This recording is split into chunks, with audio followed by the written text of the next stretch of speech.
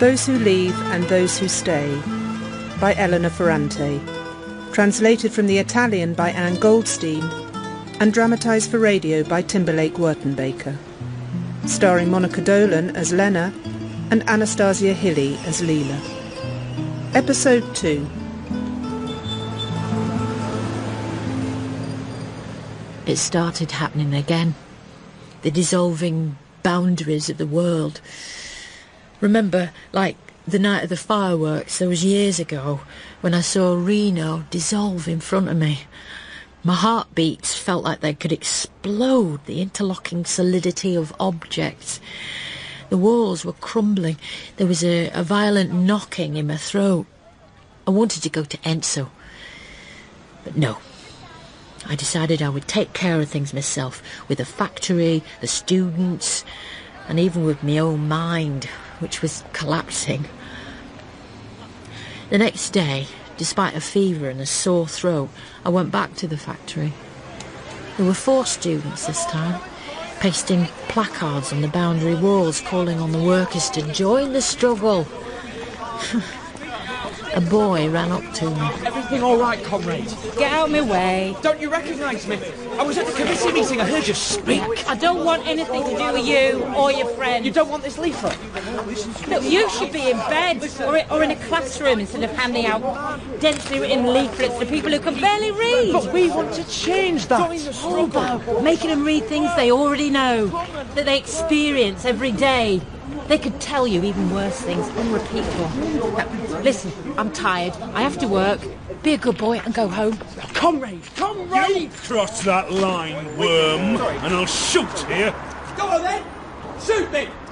Anyway, this isn't private property. Everything in there belongs to the people. Yes. Go on, Filippo. Shoot him. Someone who's bothering everyone instead of being at school deserves to be shot. Are you making fun of me, Cirulo? Oh, I see, comrade. You're trying to please the boss now, are you? Class traitor! Go on then! Kiss his ass! Go on! Go on! Now, get out of here! As I turned to go into the factory, I heard the screeching of brakes. I saw 2 cars pull into the courtyard. I moved towards one of the cars. I recognised Gino. Oh, Gino, now leader of the neighbourhood fascist party. There were 7 or 8 men carrying chains and metal bars. Fascists.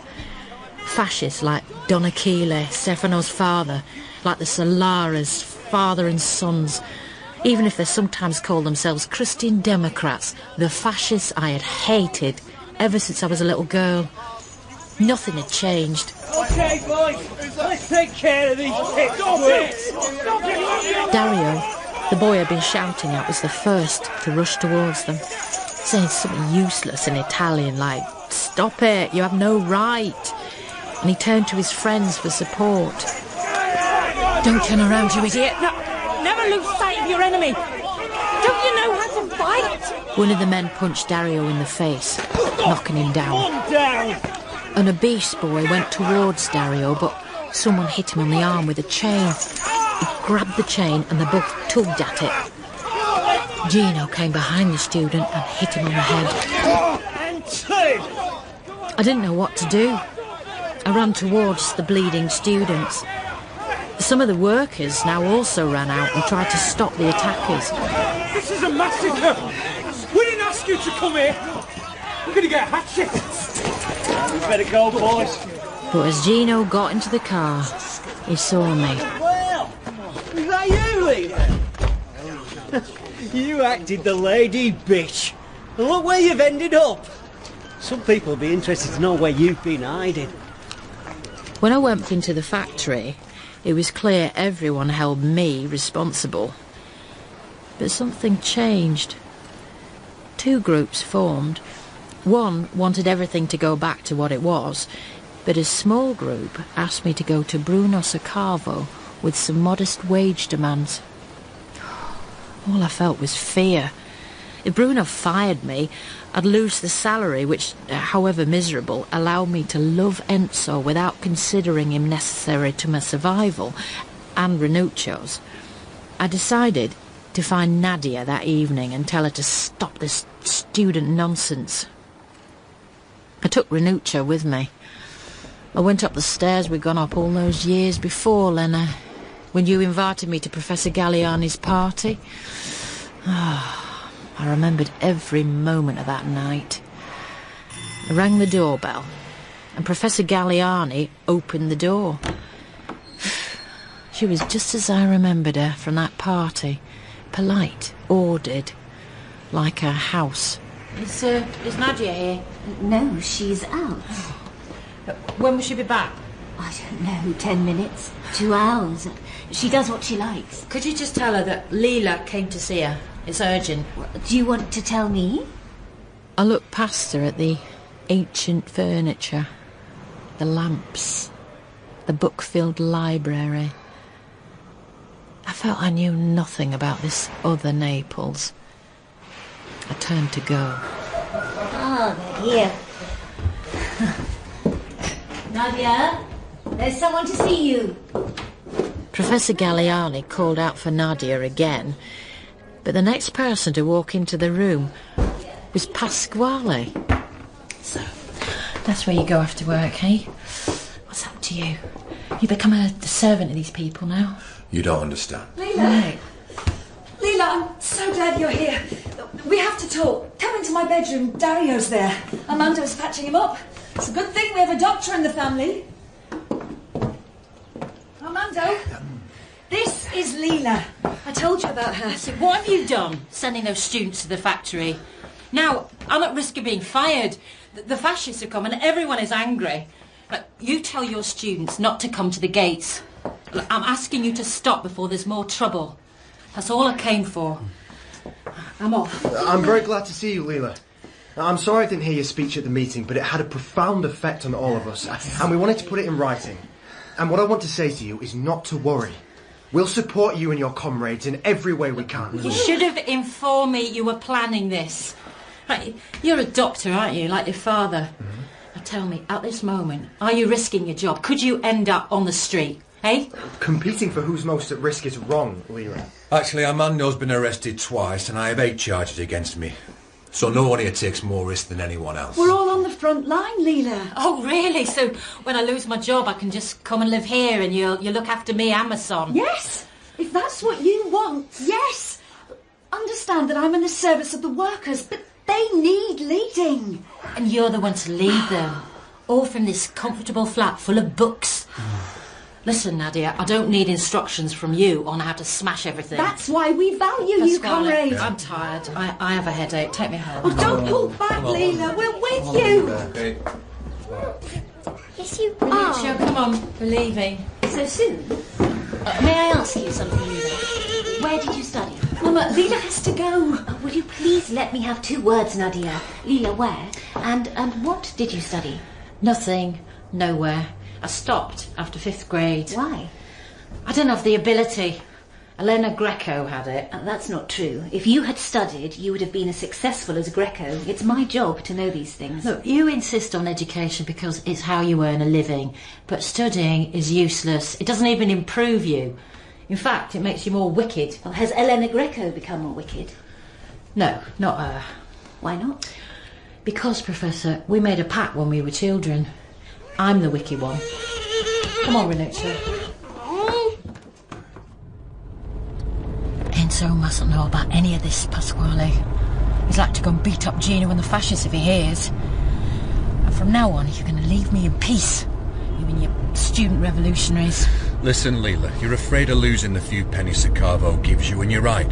Renuccio needs a future, but you know we workers have never been within the regular wage scales. We're all outside the rules. We're less than zero, so you can't just say, I have my own problems. You know, each of us in the place assigned to us has to do what he or she can. We have to force the situation. I've left the Communist Party. Oh, Enzo won't like that. I've had enough of the politics of stabilisation. We have to attack the very structures of the system. The next morning, at the factory gates, the students weren't there, but the fascists were. They had leaflets and were shouting. Gino spotted me. You still know how to read, Chirolo? Yeah, I can read, but you never learned. Then read this leaflet. What, you think I'll read something you lot wrote? It's not even good enough for wiping your ass! Pick it up! Pick it up now and listen to me. Yesterday, I asked permission from your husband to beat you. You let go of my arm right now, you shit! Is this man bothering you, Cheryl? Leave her alone. She's my co-worker. You get out of my way. Oh! You don't mess with us, prick! Ada was down. I picked up a large stone and I struck Gino on the chest as hard as I could. Another car appeared on the road, raising dust. I recognised Pasquale's car. 5 men got out, including him. They were from the construction site and they were carrying clubs. Nazi bastard! Let's see who's in charge! Come on, comrade! They began hitting the fascists with methodical ferocity. They never got angry, they didn't shout, they just clobbered him. I saw Pasquale knock Gino to the ground. Meanwhile, some of the workers had made their way to Filippo's booth and started smashing the windows while he cowered inside, terrorised. I remembered all the neighbourhood violence and that rush of anxious pleasure, but I felt sick as well. As the police approached, the construction workers and the fascists all got back into their cars and vanished. Adol began to hang around me, and then others came. Workers from the gutting room, others from the vat. It became clear that all the troubles of one department related to the troubles of others.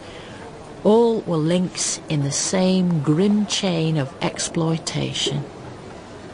We made a list of all the illnesses caused by the work. Damage to the hands, the lungs, the bones. The entire factory was in terrible shape. The hygienic conditions were deplorable. We listed the organisation of the work, the quality of the product, the dubious provenance of some of the meat. This is good. Convincing. Who's going to take this list to Bruno Saccarvo? You go, Ado. No, I got angry too easily. You go, Lila. You're a good speaker. You'll put him in his place. Go now. I'll think about it and decide. I went with Pasquale to a meeting on the Via Tribunale. Nadia and Armando were there, as well as a few other people. Okay. Right, here's the paper I prepared. The demands are here, and the reasons right below each demand. I've kept it short, so Saccarvo can manage to read it. This is simply amazing. Oh, you've done a great job in such a short time. I've never seen this kind of material written in this way. No, I agree, but I'm of the opinion we should wait before you present this. Wait until we go stronger as a movement. Let's have a wider meeting with our comrades and consolidate our structure. Right, I get it. You know, I've done all the work. I've put my job at risk so that all of you can now have a wider meeting and prepare another pamphlet. Oh, God. I didn't have time to enjoy Nadia's reaction. She began to vibrate like a window loose on its frame. She began to dissolve. What's wrong, Lila? Look, it's fine. I'm fine. Fine. Just it's all right. Leave me in peace for a minute. Would you come into the other room with me? Go, Lila. Armando's a very good doctor. Go on. All right. Armando was calm and gentle, professional. He asked me all kinds of questions, even about my menstruation. When did you have your last period? I don't know. Do you use contraceptives? What's that? Condoms. Or the coil, or the pill. I've never seen a condom. What's the pill? It's a new medicine. If you take it, you don't get pregnant. Is that true? Lila, you've pushed your body too hard. You're undernourished. Anxious. You've neglected yourself. Yeah, and? No, I know that with you it's better not to beat about the bush. Listen. I believe I've detected a heart murmur. What? You mean I'm gonna die? No, it means you should get it checked by a cardiologist. Now, come with me to the hospital tomorrow. I'll send you to someone good. Look, I've a lot of things to do tomorrow, Armando, but, thanks anyway. You knew about the pill before I did. I knew everything before you did. But you weren't sleeping with Enzo, and I was about to get married. Actually, that night... And yet you loved him. You always want to force order into things, Lena. And you, disorder. If there's one thing we learned from our childhood, Lena, is that the truth isn't neat. That evening, I fed Renuccio. Enzo came home. I wanted to work on the Zurich exams. He was tired, but I forced him to go on. Pasquale told me what you're doing in the factory. The traitor. I made him promise he wouldn't. You told him. You told the people on the committee. Why am I the only one who doesn't deserve to know? Pasquale's trouble. Pasquale's a friend. Whereas you... What are you? And so I don't want to make more trouble for you than I already have. I'm afraid you'll send me away. Lila. Can I sleep with you? Sleep? How? I want you to hold me close. But you don't want me. I want you, but I don't feel anything. You don't feel anything for me? Every night I keep hoping you'll call me and hold me close, but I don't want anything. I disgust you. No. Look, let's go to bed and we do anything you want. All right. Let's go to bed. What, each in our own room? No, come into my bed. Come here. My feet are cold. Can I put them near yours? Yeah.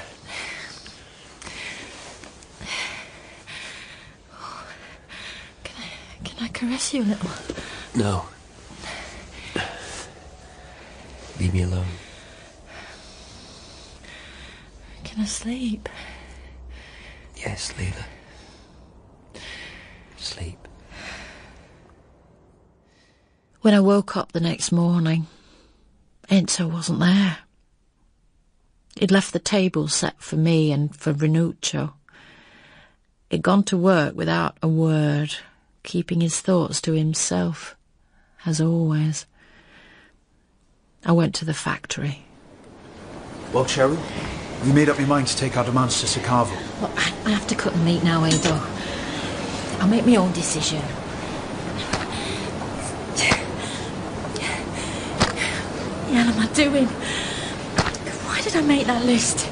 What did I think?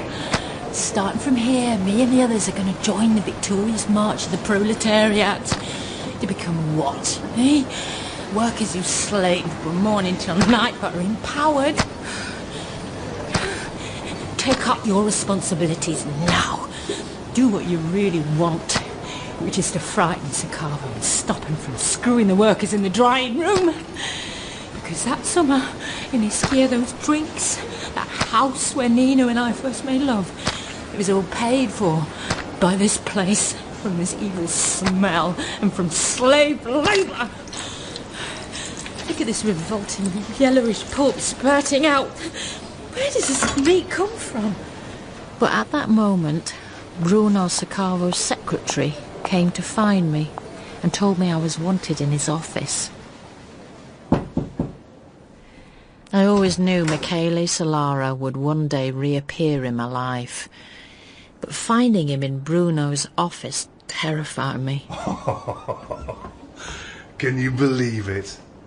We looked for her for months and months, and she's been here all the time, hiding right in the middle of the salamis. I see you're busy, Bruno. I'll come back another time. Sit down. I remain standing, thank you. Sit! She never obeys, Bruno. Resign yourself, she's made like that. Look at you, Lila. Your hands are ruined. You had such nice ones as a girl. The shop on the Piazza de Martiri is doing really well. I don't give a damn about your shop. You mean our shop, Lila? We invented it together. Together, Michaela, you and I never did anything. Those who put in the money do and undo in the same way as those who work with their hands and their heads.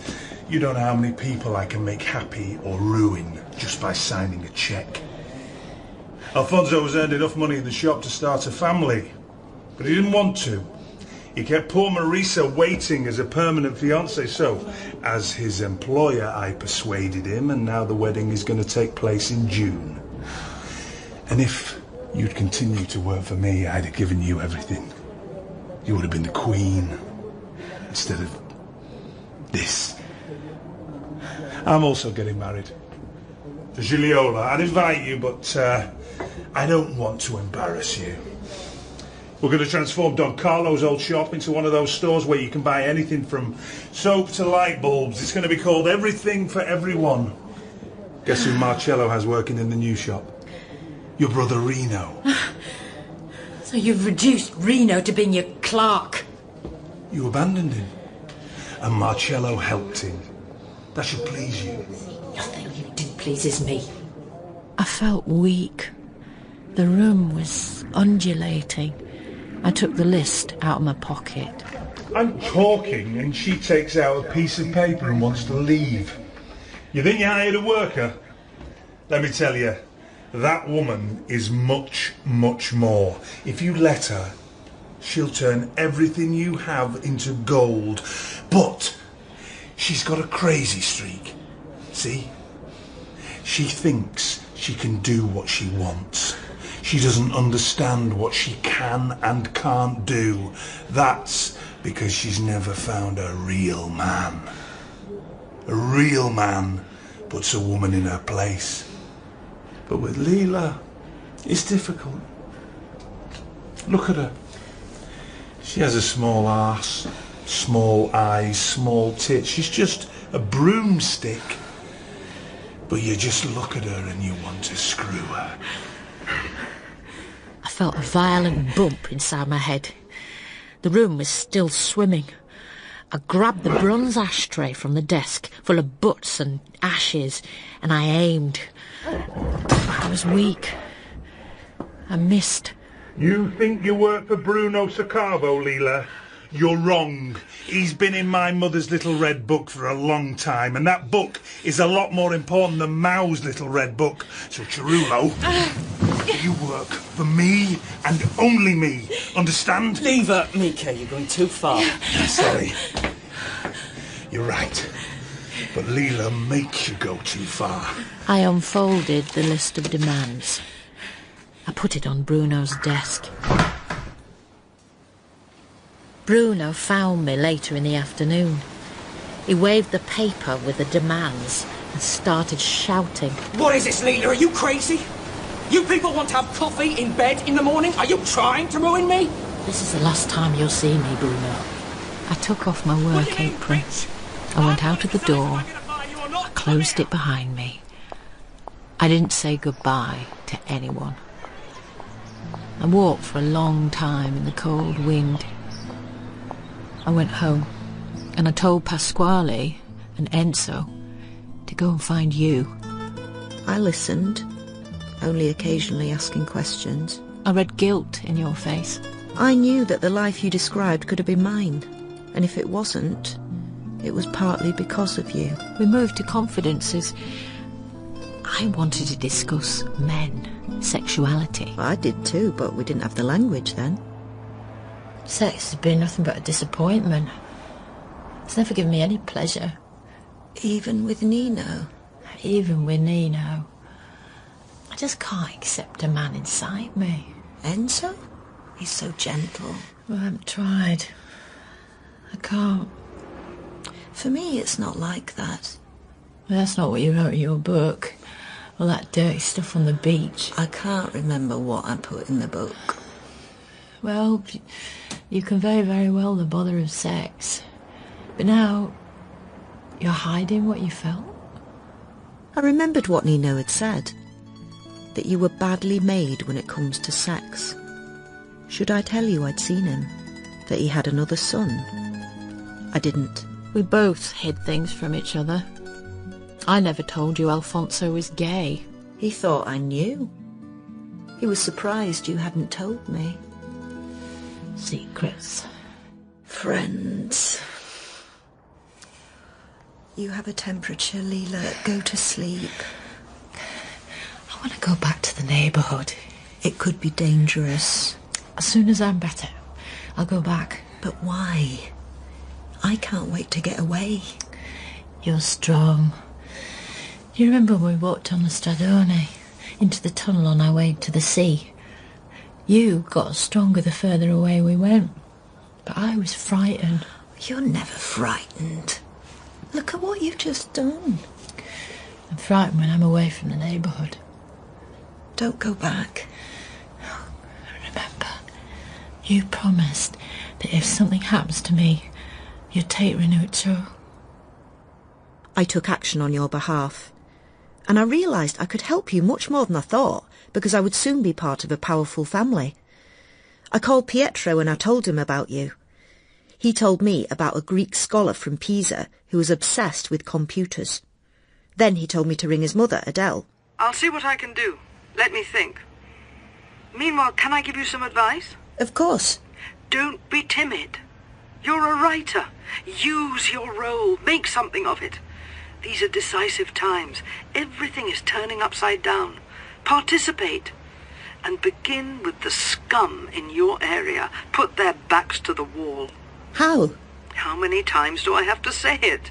By writing. I'll give you the number of the editor of Lunita. He'll publish anything you write. Frighten Sacavo to death. Promise you'll do it? I'll try. I spent the next days on the phone. I called Sacavo at the factory. His voice was oily. Elena Greco, what a pleasure. We saw your picture in Roma. Bravo! Listen, Bruno. Listen carefully. I've heard some nasty rumours about you. I hope they're not true. What I'm asking is that you pay every penny you owe to Lila right now. Because I'm sure you don't want your photograph on the front pages of all the papers. Do you? Oh, the phone never stops ringing in this house, and it's never for me. I wish you hadn't put it in, Lena. Hello? Lena, I have the name of the best cardiologist in Naples for your friend's heart murmur. We also know that the labour inspector will soon descend on Sacavo's factory, and I have the name of a good socialist lawyer who'll take up Lila's case. Have you written your article? Yes, I'm taking it to Lunita tomorrow. I didn't think you'd do it. I've run the risk of underestimating you, Lena. Why do you call that a risk? Underestimating always is. And how is it going with that poor creature, my son? I hated the cardiologist. The important thing was that you didn't have a murmur. But I really liked the woman who gave us the pill. We didn't even have to pay her. She was on a mission. I like people on a mission. The lawyer gave me the sum he had collected for you, but not without a warning. They told me the Solaras were behind the Sacavo factory and behind a lot else. Oh, how much did he have to pay him to learn that? The computer expert met with Enzo and was obviously impressed. He said that IBM would be opening a branch in Naples and they needed key punch operators and program analysts. They would train Enzo if he was good. Enzo had never seen a computer, but Pietro said the man was impressed with the exercises you and he had done together. Diagramming ironing and hammering in a nail. I found you a possible flat in the neighbourhood, but first I went to see Gigliola, who was marrying Michele. I wanted to gauge the danger you would face if you went back. Gigliola was living on the top floor of a newly constructed high-rise on the Posillipo Hill. You can look at the sea and see Vesuvius. People say these high-rises make the city ugly, but we get the views, so what do we care? I have 2 bathrooms, come and see them, they're huge. I'm going to be married to Michele Solara. He's finally made up his mind. Lucky me. Not even the Shah of Persia's gonna have the kind of wedding we'll have. Of course, Michele is never here. Look at me, Lena. Do you think I even exist? He's taken everything from me. Now he doesn't even look at me anymore. He has women all over the place. He told me one night that the only woman he had ever loved was Lila. Said that with her he could have become something in Naples. Told me he thought about her night and day, but not as an object. Didn't even want a body. He wanted the subtlety of her mind, her ideas. He wanted to caress her, watch her age. I had to listen to all that, Lena. Oh, but I know he'll never have her. She's not a fool like me. You know, Michaeli won't hesitate to hurt anyone, but you'll never, ever even touch a hair on Lila's head. I was reassured. We went to look at the flat. It was a mess, but I knew I could fix it. You were happy to be walking the streets of the neighbourhood.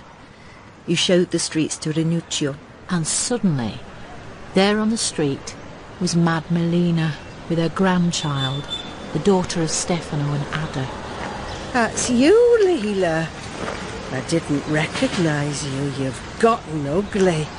You're too thin. Want ice cream? Is that your son? He's very cute. You should kiss my granddaughter. They're cousins. They look alike. Hurry up. They both look exactly like their father. I'm going to end up like that. Crazy woman eating soap on the Sardone. Did you hear what she said? It's not true. You're not ugly and skinny. No. About Rinuccio. She's right. Both children are identical to Stefano. I should have guessed all along. Rinuccio isn't Nino's son. For me, the most upsetting meeting was with Pasquale and Nadia. Why? Well, don't you remember? I wanted to see Professor Galliani and thank her for her encouragement in the past, but the door was opened by Pasquale. Look who's here, Nadia. The heroines of the revolution. Pasquale was half-dressed. Nadia came in, dishevelled, and sat on Pasquale's lap. They'd been living together for some time. You never suspected. I was always the last to know. So, Lila, you fine now? She's been paid every penny she's owed, and the inspectors have been to the factory. Oh, do you hear that, Nadia? Dottoressa Elena Greco has taught Sacavo a lesson. I didn't say that. And from now on, in all the factories and all the construction sites in every corner of Italy and the world, as soon as the workers are in danger, all they have to do is call Elena Greco and she'll get all her connections in high places to come and sort it out. The labour inspectors don't count for anything, Lena. They filled in their forms and nothing happened, and now those who spoke up and came to Lila's help are in trouble. Those who were quiet got a few pennies under the table, and the fascists came here and beat up Armando. What do you think you two resolved? Do you know the situation in Italy? Do you have any idea what a class struggle is? Comrades, do not abandon one another or walk out sick. She was ill. Did you want her to die? Others have, and others will, for the cause. Well, you won't win. Anyway, in that place you don't win by distributing leaflets or even by fighting with the fascists. How'd you win, Lila? By talking to the good friends of the owner? You win by getting some money for yourself and screwing everyone else? Don't you dare talk to Lila like that. So leave it, Lena. Ah, that's right. There you are. I'm sorry I'm late, but I see my children have already been shouting at you. Come to my study where we can be more quiet. It's all right, Mother. We're going back to the bedroom.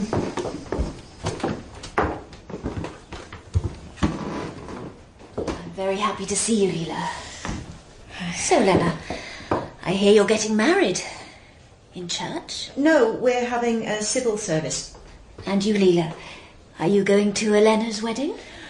She didn't invite me. She's ashamed of me. That's not true. Professor Galliani, I wanted to bring you my book. With your permission, I'd like to write a dedication. I'm very grateful for... You're marrying the son of Guido Erotta, is that right? Pietro is a professor of Latin literature in Florence. And Erotta? A young professor, well done. Good marriage. Are you starting another book? I'm about to. I'm writing articles for L'Unità. I don't write for them anymore. It's become a newspaper for bureaucrats. You know, Lila, it's absolutely remarkable what you did in that factory. I didn't do anything. That's not true. Nadia left the pages you'd written strewn around the house. I took the liberty of reading them. It's courageous. It's new work. It's very well written. In fact, it's brilliant. I wanted to tell you that. I've kept them. The pages she was holding were the pages I had used to write my article for L'Unità. Professor Galliani said nothing about my book. She didn't ask for a dedication. She said nothing about my articles. She only praised your work and continued to talk to you, ignoring me. Why do you always refer to the opinion of those people, Leno? How could you say I was ashamed of you? Come to the wedding, please. Listen, my friend. Get married. Have a honeymoon. Don't worry about me. Write another novel. You know, I expect great things of you. Always unpredictable. Our friendship always unsettled. And always I felt inferior, had done since our childhood. I left for Florence the next day. I don't remember anything about my wedding. At least you weren't forced, like me, on your wedding night. Different, yes, but also without pleasure. Franco, my only lover, had to hold himself back when we made love, but Pietro strained endlessly, violently, and I couldn't wait for him to finish. Then he went back into the bathroom and I went to sleep. When I woke up an hour later, he wasn't there. I found him in his study, working. I'm sure that was the night I became pregnant. I warned you about how the body changes, loses its shape, and how the life that comes out takes you prisoner and keeps you on a lead forevermore. In fact, my pregnancy was easy, and I felt good throughout. And I won an important prize for my book. I travelled, writing articles about the strikes now breaking out all over Italy. I wasn't frightened, even when the Banca Nazionale dell'Agricoltura in Milan was blown up not far away from the publishers I was visiting. I wasn't frightened when the anarchists were blamed. I wasn't frightened when a young railwayman, also arrested on the night of the attack and accused of being an anarchist, fell to his death from the 4th floor of a police commissioner's office in what was called a suicide. And I wasn't frightened when the bombing became linked to the neo-fascists, whose chief had close contacts with the Italian Secret Service. It was only when I was interviewing striking workers outside the Nuovo Pignone factory in Florence that I became frightened, when I felt a violent pain in my leg and I began to limp. I was afraid my mother's body had caught up with me, and I would end up like her. Pietro insisted I stop running around. I agreed and spent the last weeks of my pregnancy reading books on how to become a perfect mother. On February 12th, 1970, my daughter was born. A few days later, I called you. We're calling her Adele, Lila. Dede, for short. It was a wonderful experience. What was? The pregnancy, the birth. Dede is beautiful and so good. Really? Well, each of us narrates our life as it suits us. Did you feel I was lying? Or did you put a curse on me? Like the witch Giliola and Pinuccia always thought you were. Because Dede, as we called her, soon stopped breastfeeding and shrieked and shrieked. She kept me awake crying all night. I was exhausted. I tried once leaving the baby with Pietro so I could catch up on a few hours' sleep, but I woke up in the middle of the night to the baby's wailing. Pietro had dragged the crib into his study and was ignoring her screams as he bent over his desk. How could you? You don't give a damn about anything. Your stupid Latin books are more important than our daughter. She could die and you wouldn't even notice. Would you mind taking the crib out of here, Lena? I have an important article to finish for an English journal and the deadline's approaching. Well, I have to write some articles too, and a book. No one's stopping you. How am I supposed to work? Tell me. Well, why don't you ask your mother to come and help you with the baby? Are you insane? Well, what about that friend of yours in Naples? You did a lot for her. Ask her to come. She's already here. What? She's gone inside the baby. That's why Dede is so angry and won't breastfeed. I see. Right. We'd better get my mother over here. Claudia will come tomorrow at 8 a.m. Who's Clelio? She'll look after the house, do the shopping and the cooking. She's from Maremma. I don't want slaves in my house. She's not a slave, Pietro. She's a salaried employee. You'd rather I was the slave. Oh, you're a mother, not a slave. Lena's worn out and has important work to do, Pietro. She contributes to our society. And I don't. I think you're going to be late for your classes, Pietro. As if my students care. All they want to do is spout slogans. They keep disrupting the classroom. Well, maybe if you weren't so rigid with them, they'd listen to you. Oh, Lena, you only ever speak in cliches.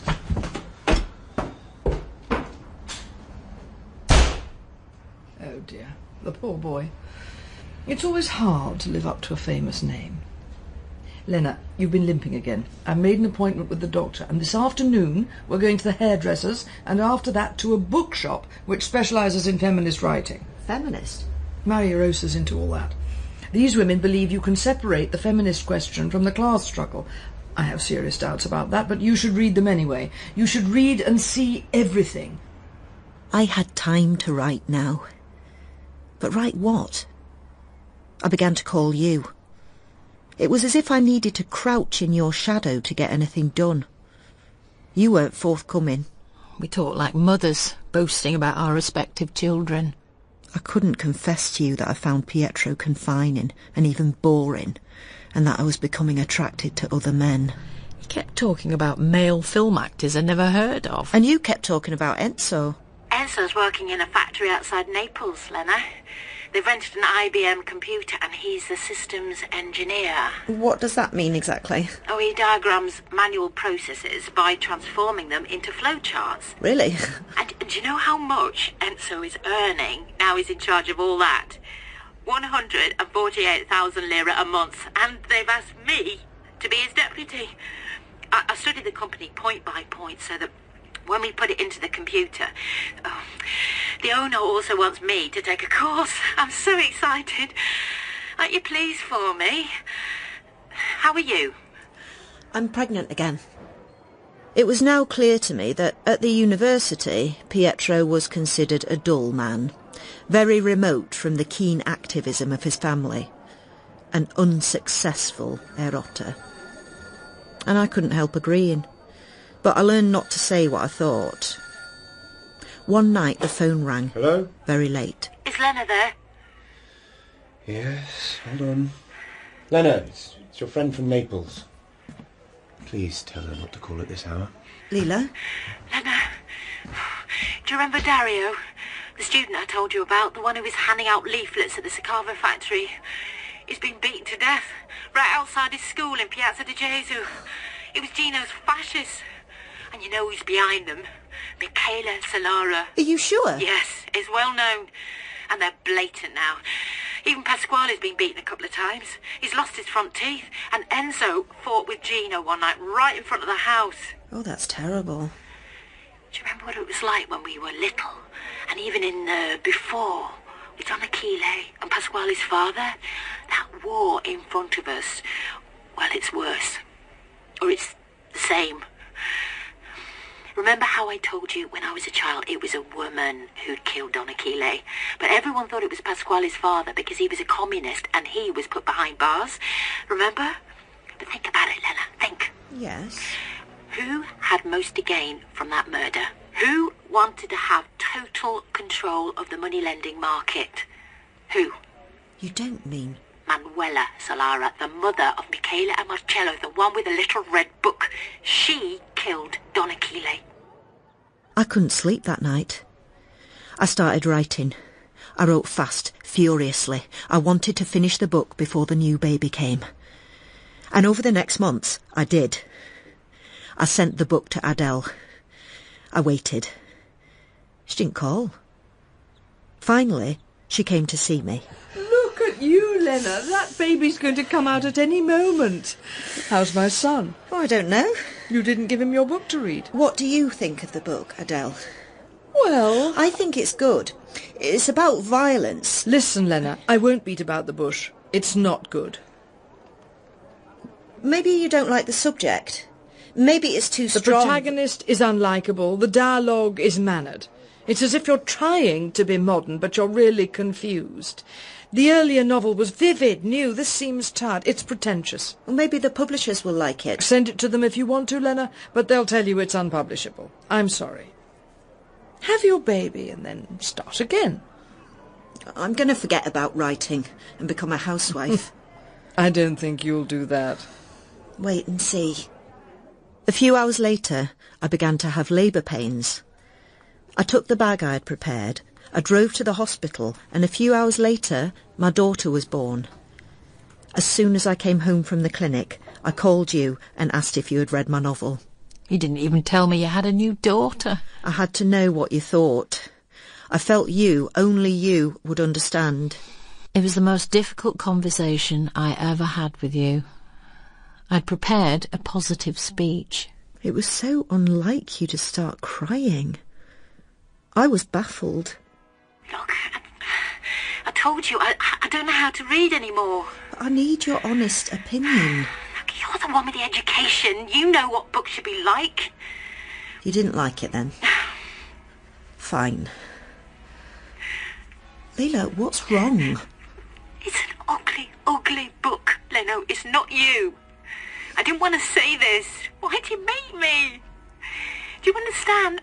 I expect the best from you. I want you to do better. It's what I want most. Because, Leno, if you aren't great, what am I? I'm sorry. Don't be sorry, Lila. Always tell me what you think. Without you, you see, I'm not capable of anything. I suppose the book is no good because I wanted to settle accounts with the neighbourhood. Describe them accurately.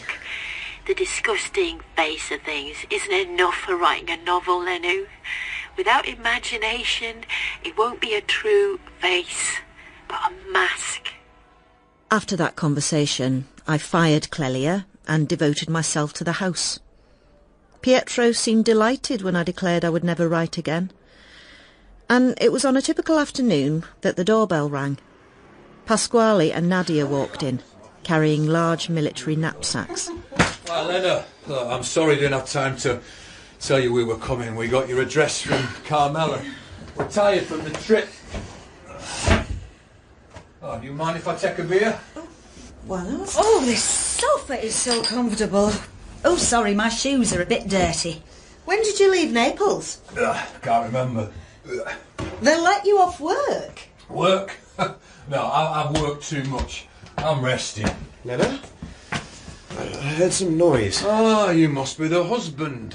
The professor. Pietro, these are my friends. Pasquale and Nadia, Professor Galliani's daughter. Yeah, so I know all about professors. Can I see your hands? You see the difference? Now you listen to the sound my pa makes on your papers. Now let me tell you, Professor, that without these hands, not a chair would exist, not a car, not even you.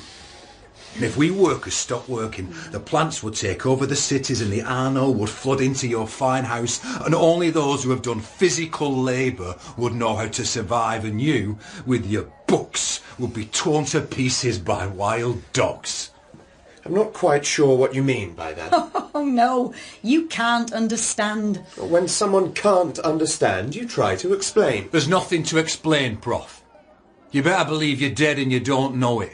You know, the way you live is dead, the way you speak, your conviction that you're very intelligent and democratic and on the left, it's dead. Oh, Lena, I need a shower.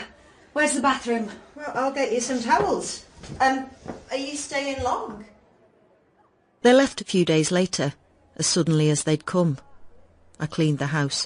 Don't ever allow those two in my house again, Lena. Someone who talks like that about intellectual work is a fascist, even if they don't know it. But Pietro couldn't stop the disorder that was spreading and taking concrete form around us. Maria Rosa called me to say that Franco Mari, my first lover and one of the main leaders of the student protests, had been attacked in Milan by the fascists and had lost an eye. He just finished speaking at a demonstration of Avanguardia Operaia. There were more than 20,000 people there, you know. He met up with Sylvia, who lives near the theatre. They were at the door when this white van pulled up and the fascists jumped out.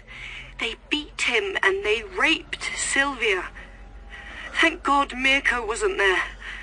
I'll come as soon as I can. I may have to bring the girls. The underground war continued, occasionally erupting into the papers and television. Plans for a coup, police repression, armed bands, woundings, killings, bombs and slaughters. I hadn't talked to Lila since she'd rejected my book, but Carmela called. She was looking for her brother Pasquale. He said he was going to visit you? Yes, he came with Nadia, but they left after a few days. He was going to ask your advice, he said. We didn't. Maybe they've gone to live somewhere abroad. He's a good brother, Lena. He'd never leave without telling me. You know what's happening here, don't you? Same as everywhere. The fascists are gaining the upper hand. They've even threatened me and my husband. They said Pasquale was the one who had set fire to the fascist headquarters and to the Solara supermarket. Pasquale is considered someone to get out of the way. Maybe Gino had him killed. Listen, when I saw Pasquale and Nadia, they seemed very much in love with each other. I'm sure they just want some time on their own. She seemed reassured, but she called again. Lena, I'm sorry to bother you. Gino's been murdered. He was shot in the face in broad daylight, and the carabinieri came and searched our house and the garage from top to bottom. Lena, it's happening all over again. It was like when my father was arrested for the murder of Don Achille. I'm so frightened. I called you. I tried to get more information. Did you know what had happened to Pasquale and Nadia? Was it them? Were you involved in some way? But you seemed indifferent. Pasquale has murdered Gino. I'm completely on his side. Listen, Lena, I have a lot of work. Could you take Renuccio for August? He needs to be at the seaside. I really have no time. And I do. Well, you're not doing anything, are you? I had no choice. I took Renuccio to the seaside with the girls. He was 10 now, and I was worried about how this rough boy would get on with Dede, who was only 5. But to my surprise, she fell completely in love with him and followed him everywhere. It was in September that Pietro handed me a small item he had read in the Corriere della Sera. Isn't Sacavo the name of that factory where your friend Lila worked? Yes, what's happened? Stop that, Dede! No! A commando group made up of 2 men and a woman burst into the sausage factory. They shot the legs of a guard called Filippo. Filippo, yes, Lila talked about him. The one who turned on the red light when he wanted to feel up a woman. Dede! Go to your room! He's in a very serious condition. They then went to the office of the owner, Bruno Sacavo, and killed him with 4 shots to the chest and 1 to the head. My God! Bruno! Pietro, look after the children for a minute. Lila, answer. Lila. What's the matter? Is Renuccio ill? Haven't you heard? Bruno's been murdered. I didn't know. That's very bad news. Tell me where I can send a telegram of condolence. Look, I'm not in touch with anyone at the factory. Lena, forget the telegram. Thanks for looking after Renuccio. Do you mind keeping him a little longer? I have so much work. I can't. I'm sorry. I have to start writing. Lila, do you think there'll be a civil war in this country? It's what Pasquale seemed to want. But all that violence, what will happen to our children? Lila, do you think Pasquale was involved? He knew that factory. Tell me the truth. You're not behind any of this, are you? Are you mad? I'm too busy. I'm now head of technology. What does that mean? I'm head of the IBM Data Processing Centre. Michaela has rented the System 3. It's in an old shoe warehouse, and I'm being paid 400,000 lira a month to run it. You're working for Michele Solara? No, I'm not working for him. I'm my own boss. I'm paid more than Enzo, who's a man. But you're working for or with Michele Solara? Oh, right. You mean I should still be working for Bruno Sacavo in a sausage factory? Oh, I know what you're thinking. Oh, what about the revolution, the workers, the new world, all that stuff? If you're unexpectedly going to make a truthful speech, Lila, I'll listen. But otherwise, forget it. Oh, you always talk about saying things truthfully. You always talk about acting unexpectedly. You know as well as I do, it's all a fraud. When do people speak truthfully? When do they act unexpectedly? One thing follows another, and if you pay attention, you see that. Only fools believe things happen unexpectedly. So I'm to believe that you have everything under control, and it's you who are using Michaela and not the other way around? These are the people you and I spent our life fighting and hating, who beat up our friends. And now it's fine to be involved with them. Lena, I don't need your lectures. Why haven't you said any of that to your own sister? What are you talking about? Well, you've left Naples after all. We stayed. I suppose that's why your family hasn't felt the need to tell you that your sister, Elisa, is with Marcello Solara. What do you mean with? Engaged? Why don't you come and see for yourself?